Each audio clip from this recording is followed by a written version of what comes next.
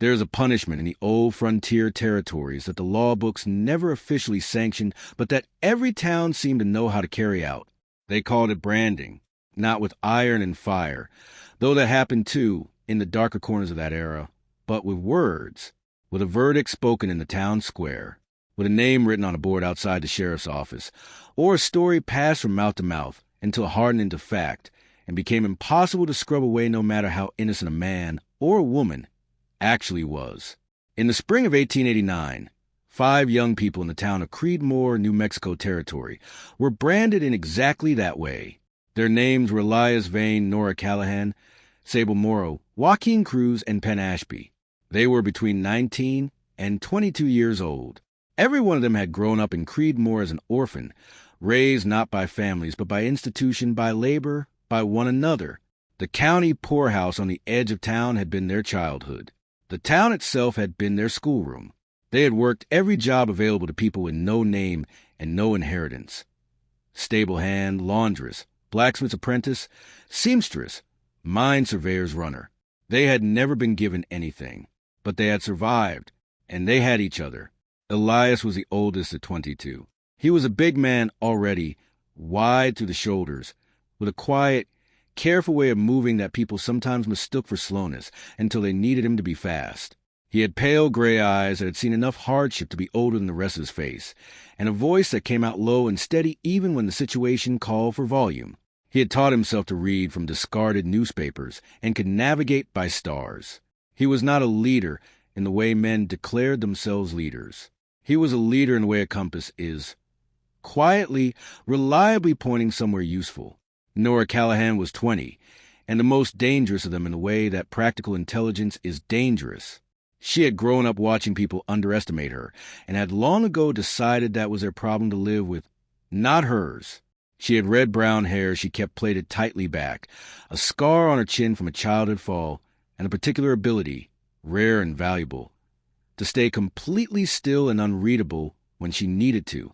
She was the one who kept the money, managed the plans, and saw through situations 3 steps before anyone else arrived at step 1. Sable Morrow was 21. The son of a Mexican mother and a black father, both long dead, both mourned in the private hours when no one was watching. He had his mother's hands, long finger precise, and his father's laugh, which came out sudden and genuine and surprised people who decided too quickly that he was somber. He was a trained surveyor's assistant who could read land better than most men twice his age, and he drew maps in his spare time with the kind of obsessive care that bordered on art. Joaquin Cruz was 19. He was the youngest in years, but the oldest in scars, having run from an abusive labor situation at 15 and made his way to Creedmoor half-starved and completely unbroken. He was short and quick and spoke 4 languages well enough to argue in all of them. He had spent the last 4 years working the river trade and knew boats, currents, and the geography of water with the intimacy of someone who had depended on that knowledge to stay alive.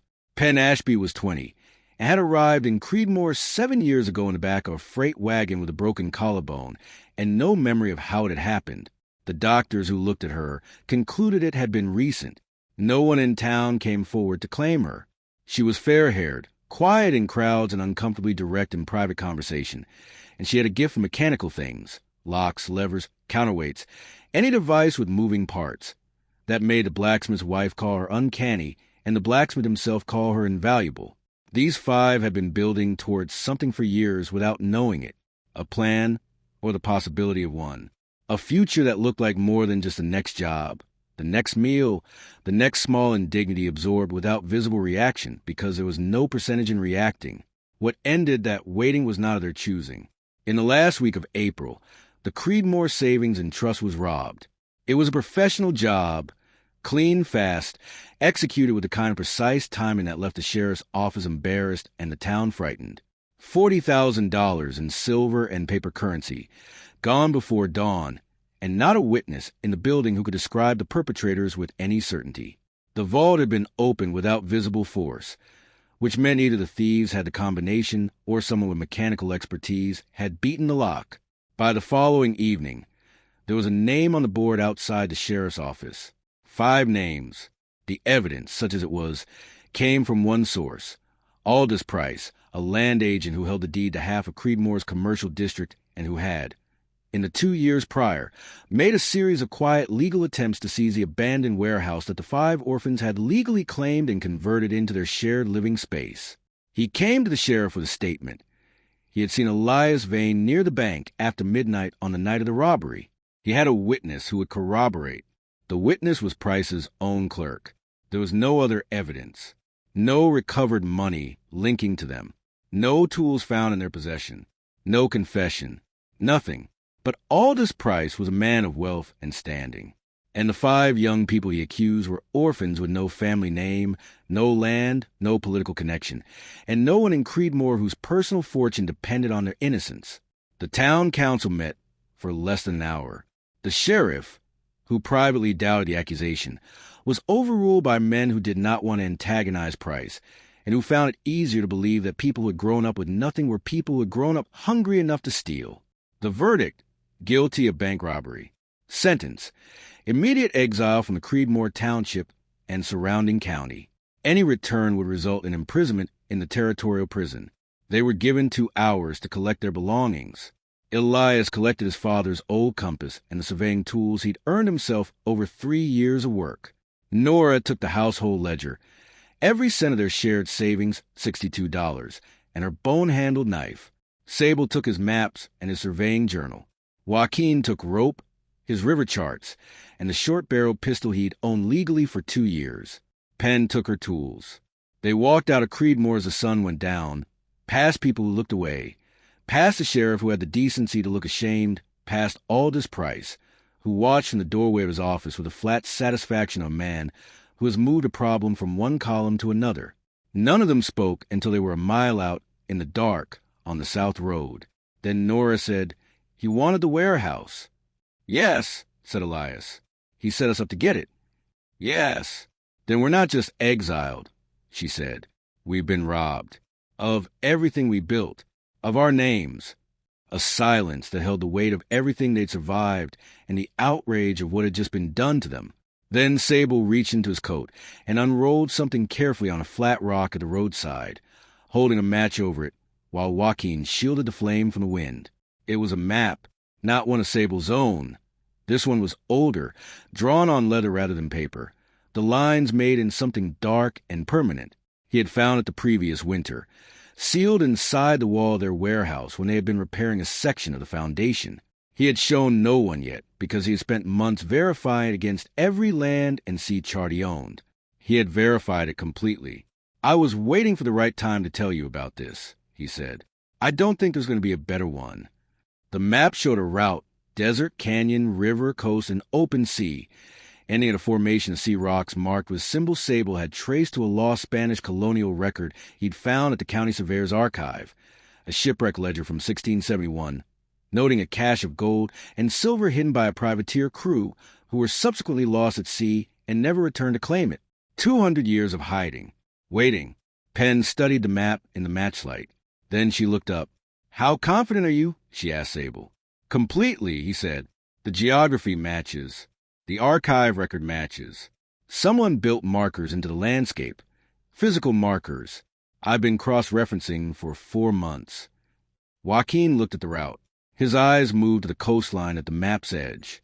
"That's 3 weeks of travel minimum. Through open desert, canyon country, and then open water.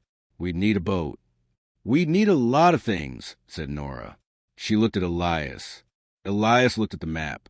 He thought about Creedmoor, about the 2 hours, about Aldous Price's satisfied face in the lamplight, about 40 years of small survivals that had just been used as ammunition against them by a man who had more money than conscience.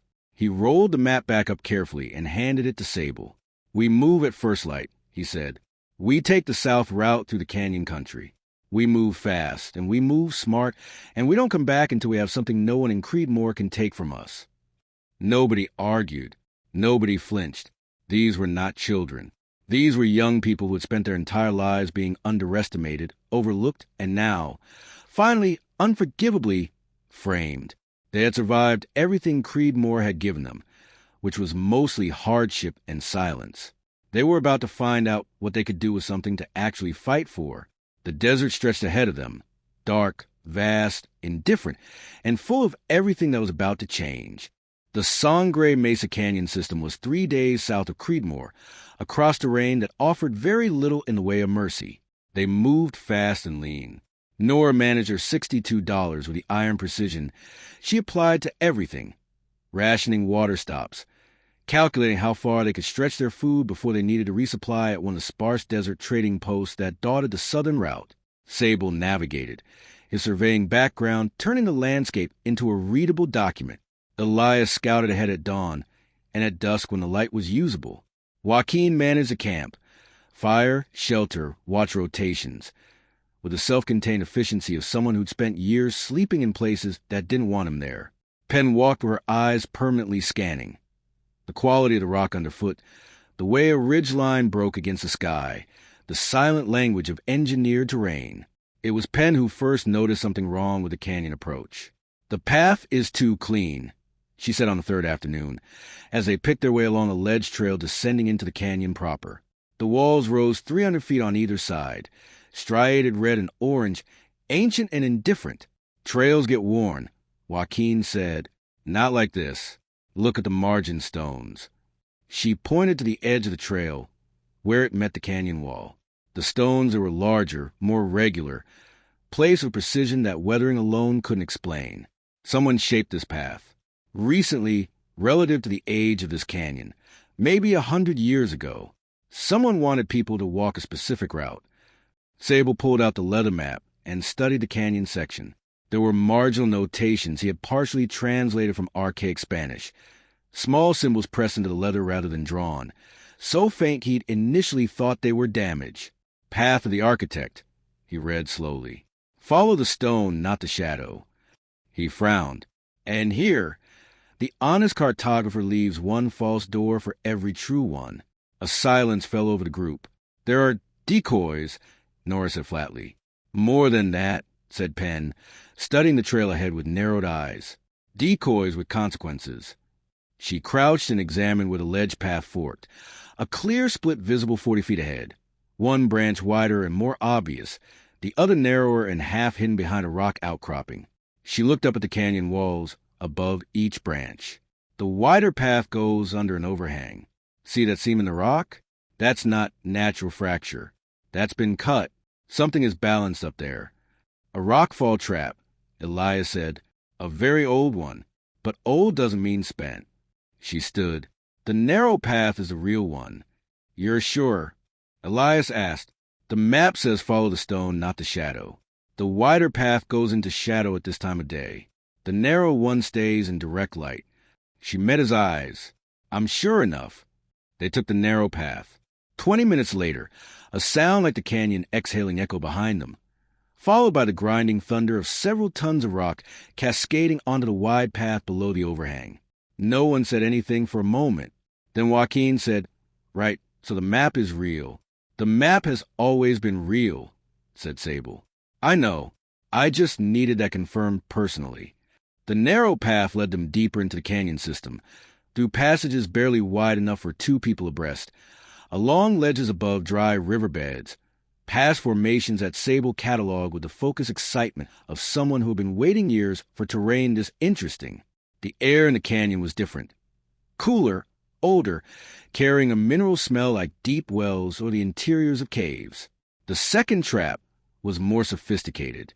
At the canyon's heart, a wide, bowl-shaped chamber where 4 separate passages converged.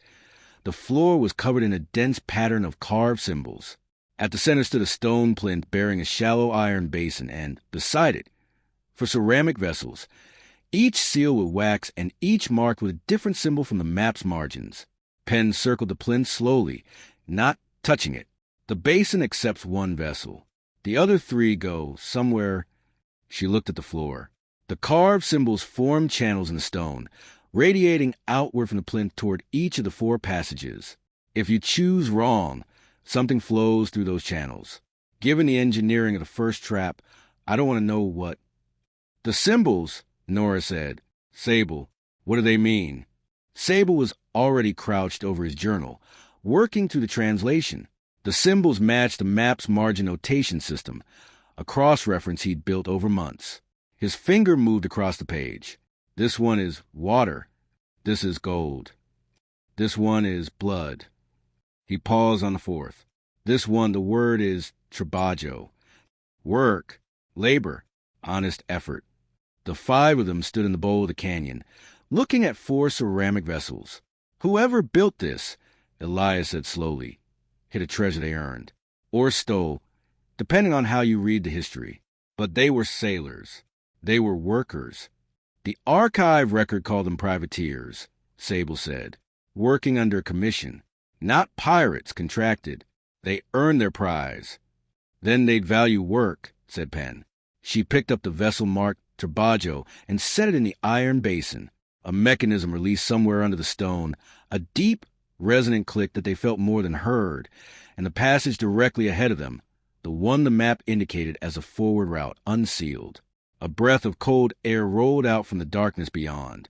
The other three vessels sat untouched, their passages remaining closed. Honest effort. Penn said quietly, looking at the open passage. Every time. Beyond the passage, the canyon system opened into something none of them had expected. A wide, flat alluvial plain where two rivers met before cutting south toward the coast. The landscape changed entirely. From red rock to sandy green, cottonwood trees along the water, the distant sound of actual flow. And moored to the near bank, partly obscured by a stand of reeds, was the skeleton of a boat.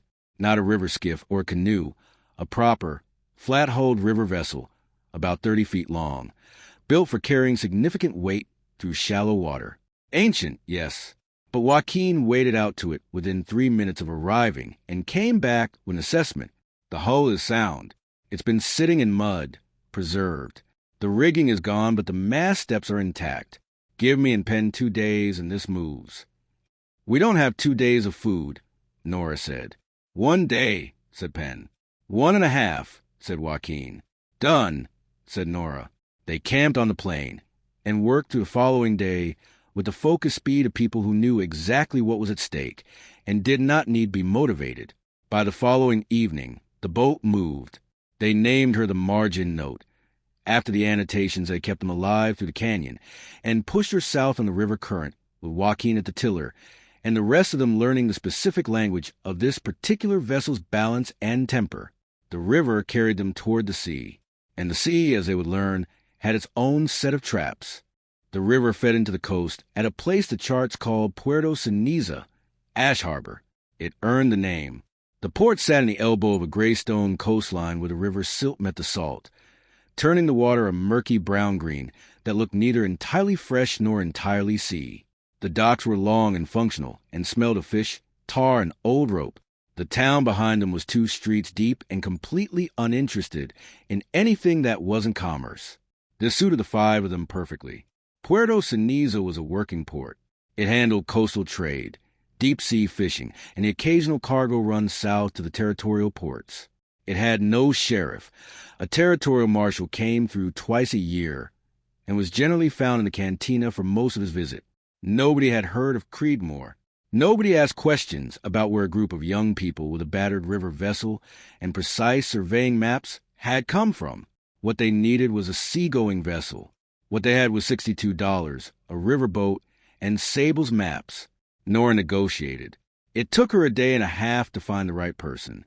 She moved through the port methodically, not asking openly, watching, listening to the ambient information of a working harbor, identifying which captains were prosperous and which were stretched thin, which merchants had product they couldn't move, and which were looking for opportunity. By the end of the second morning, she had what she needed.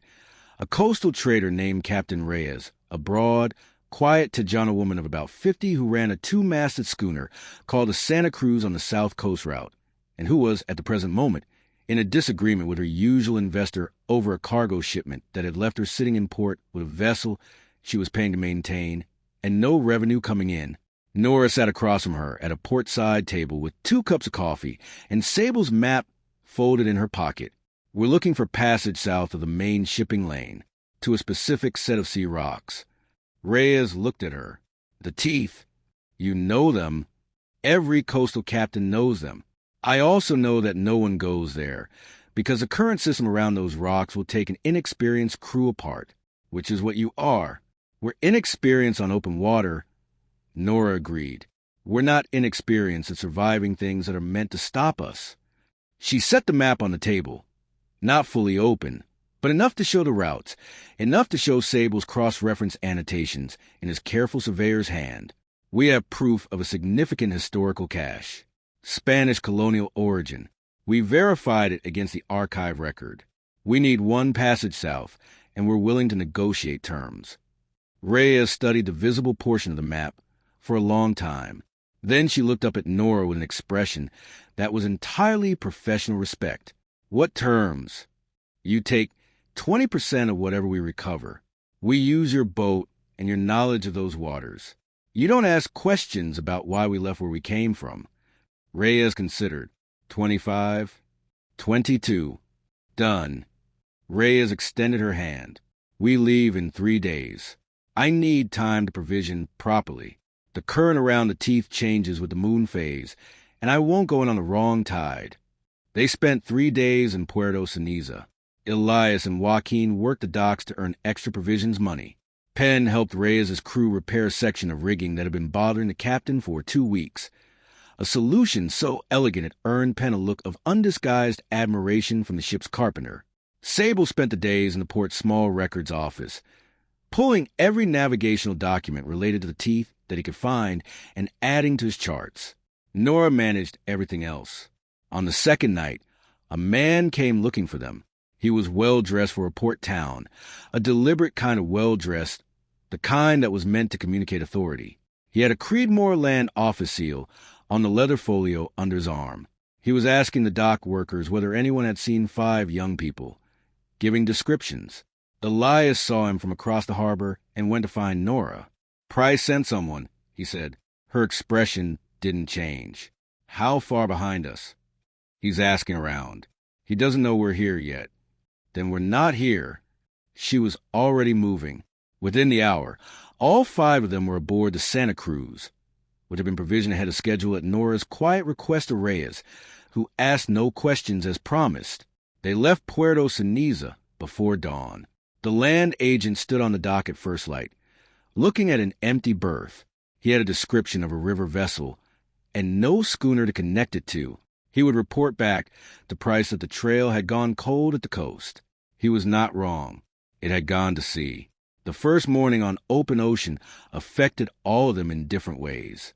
Joaquin went to bow and stood there for a long time with his eyes closed, the wind in his face, and a private expression that he did not explain and that no one asked him to.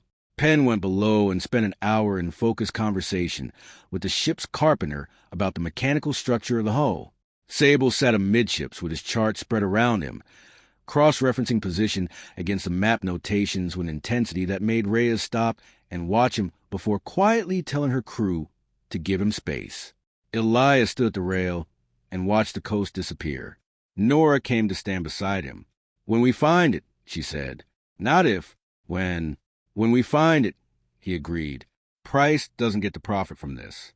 Whatever we find, it goes through proper channels. A real attorney, a legitimate claim. We do this clean." "Agreed." He was quiet for a moment. "And Creedmoor?" She looked out at the water. "One problem at a time," she said. "First the treasure, then the truth." He nodded. The sea stretched ahead of them. Enormous, real, indifferent to what Creedmoor had decided about them. It did not know their names had been taken. It did not care about Aldous Price or the town council or the board outside the sheriff's office. The ocean only knew they were moving through it. And for now, that was enough.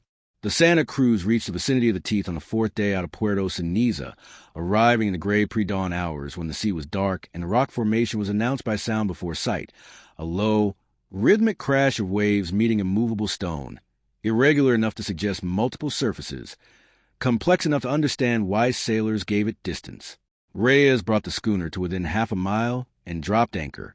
She stood at the bow with Sable's charts and her own navigation notes and did not speak for 20 minutes. When she turned around, her face was professionally neutral in a way that meant she was suppressing something. "The tide window is 4 hours from now," she said. "The eastern approach opens a channel at low water, barely wide enough for the dinghy. That's how you go in." She looked at Elias. "I keep the Santa Cruz out here. My crew stays with me. What you do in there is your business. Understood, said Elias. One more thing. She met his eyes. If the weather turns, I pull back. I will not anchor near those rocks in the swell. You will have to wait out whatever comes. We know, said Nora. Reyes looked at her for a moment. Then she nodded. 4 hours. Sleep if you can. None of them slept. They went in at first light in the ship's dinghy. 5 of them with their tools. The map, Sable's charts, Penn's mechanical kit, rope, and lanterns. The eastern channel was exactly as Reyes had described. Barely navigable, the rock walls close enough to touch on either side, the water unnaturally still in the channel's protection. The teeth loomed above them, black and absolute, streaked white by centuries of birds and salt spray. The cave entrance was below the waterline at high tide. Now it was exposed, a low, wide mouth in the base of the largest formation, the stone around it worn smooth by centuries of surge. Iron fixtures were set into the rock on either side, rings for mooring hand-carved and hand-placed. Someone had built for visitors. They moored the dinghy and went in. The cave was large, far larger than the entrance suggested. The ceiling rose quickly once they were inside, and the floor was smooth stone, still damp but walkable. The walls were covered in the same notation system as the map. Carved symbols, some filled with pigment that had survived 2 centuries in the dark, some worn to ghost impressions. Sable moved along the walls with his lantern, reading. This is a record, he said quietly. It's not just a treasure room. Someone documented everything. Who they were, where they came from, why they hid it. Read it later, said Penn, forward first. The cave went deep 40 feet, then 60, then a sharp right-hand turn that opened into a second chamber. This one was different, drier. The walls were smooth stone on all sides, the ceiling a perfect vault shape that suggested deliberate construction rather than natural formation. At the far end, a heavy iron door, green with oxidation, stood set into the rock. Penn walked straight to it. The lock mechanism was old, the oldest she had ever seen in working condition, or potentially working condition. She crouched and studied it with her lantern close, not touching yet. It's a dual-key system, she said. 2 locks. Both need to be turned simultaneously. There's also a secondary mechanism in the door itself, a weight and balance device. If the door is forced, the balance tips. She looked at the ceiling of the chamber. There's something up there, a channel in the rock. Sea water, most likely. The chamber floods if the door is forced, Elias said. Yes, which means the keys exist or existed. She looked at the map, then looked at Elias. The map, the symbols on the back.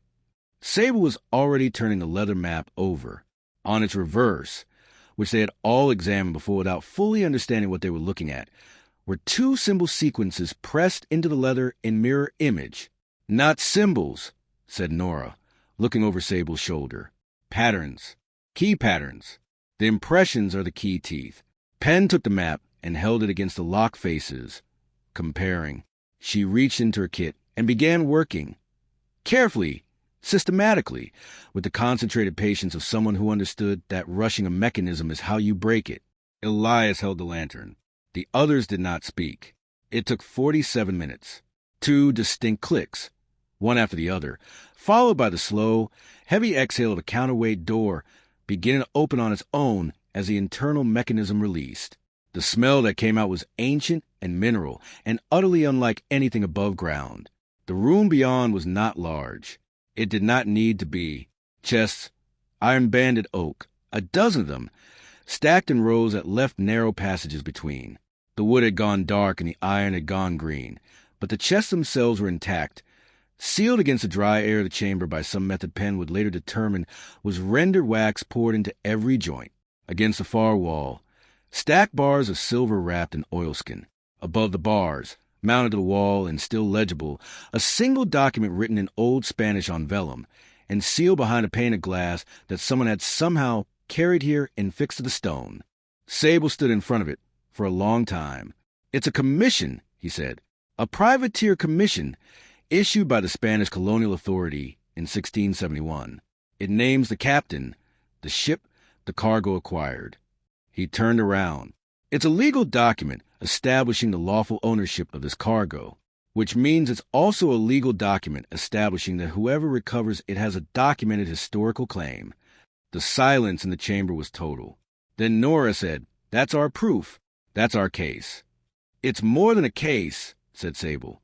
"It's a title." Elias looked at the room, at the chests, at the bars, at the commission on the wall. He thought about $62 managed with iron precision across 3 weeks of desert and sea. He thought about a 2-hour window to collect their belongings. He thought about Aldous Price's face. He thought about every small indignity and every large injustice, and every time the 5 of them had been told, explicitly or implicitly, that people like them didn't get to have things, didn't get to build things, didn't get to matter. Then he looked at his people. Nora already cataloging, Sable already documenting, Penn already assessing the chest condition, Joaquin standing very still with an expression on his face that was quietly, completely undone. "We document everything," Elias said. "We take the commission document. We don't take anything else until we have legal representation." He looked at Nora. "You said, one problem at a time. The treasure first." "The treasure is handled," she said. "Then the truth." She met his eyes, and for the first time since the night they'd walked out of Creedmoor in the dark, something in her face released, just slightly, just enough. "Then the truth," she said. They worked for 2 hours in chamber. Sable made detailed drawings. Penn cataloged the chests. Nora made a written inventory. Elias carefully removed the commission document from its glass frame using Penn's tools. Joaquin found, in the smallest chest, a collection of navigational instruments, compasses, sextants, astrolabes. So well-preserved they might have been made last year, and held one up in the lantern light with an expression that was equal parts professional appreciation and something much more personal. When the tide began to turn and Reyes's signal horn sounded twice from outside the cave system, they went out the way they had come in. The commission document was wrapped in oilskin and tucked inside Elias's coat against his chest. Sable's documentation filled 4 pages of his journal. Nora's inventory was thorough enough to form the basis of a legal filing. They came out into the light. The sea was calm. The Santa Cruz rode at anchor half a mile out, the morning sun turning her sails gold. The teeth rose around them, still dangerous, still absolute, but no longer secret. Joaquin took up the oars. "Where to?" he asked. Elias looked at the horizon. "Near a city with a federal court," he said, "and a very good attorney." Joaquin pulled the first stroke. The dinghy moved. Behind them, the teeth held their position in the sea, as they had for 2 centuries. But the secret was gone from them now, handed at last to people who knew what it meant to be overlooked and who were done, permanently and completely, with accepting it. What came next took time. It always does, when the world has to be persuaded to correct itself. The federal case was filed 8 months later in Santa Fe. The Colonial Commission document, authenticated by 3 independent historians, established a clear legal basis for recovery rights. The treasure, cataloged at a value that the newspapers would spend years arguing about, was processed through the territorial courts with an attorney who had built a career on cases the establishment found inconvenient. Aldous Price was investigated when Elias's attorney, following a separate thread, connected the Creedmoor bank robbery to a known associate of Price's financial network. The 2-man job had been professional because it was paid for by someone with means. The truth, as it turned out, had been preserved as carefully as a commission document. It just needed someone with the resources to unbury it. Creedmoor was not given the opportunity to apologize. The 5 of them did not return. There was nothing there they wanted anymore. Elias used his share to establish a land survey company that employed people the industry typically refused to hire. Nora became the attorney's business manager and then, 3 years later, passed the bar herself. Sable published his cartographic findings in the cave wall records, and the work became a foundational document in the study of Spanish colonial privateering routes. Joaquin went back to the sea, this time on his own vessel, running his own route, on his own terms. Penn took on an apprentice, and then another, and built a reputation in mechanical engineering that reached places Creedmoor could not have imagined from the outside. They had started with nothing, because nothing had been given to them, and they had ended with everything because they had been willing to go where the evidence led, trust one another past the point where trust was comfortable, and refuse, categorically, permanently, at every stage, to become what the people who misjudged them needed them to be. That is a story of branded and bound for glory. If this story moved you, if you ever felt like someone else's verdict was being written on your behalf, drop a comment below. Tell us which of these 5 you saw yourself in. Share this with someone who needs to be reminded that being underestimated is not the same as being wrong. And if you're new here, subscribe, because we tell stories about people who refuse to stay defined by what was done to them. We'll see you in the next one.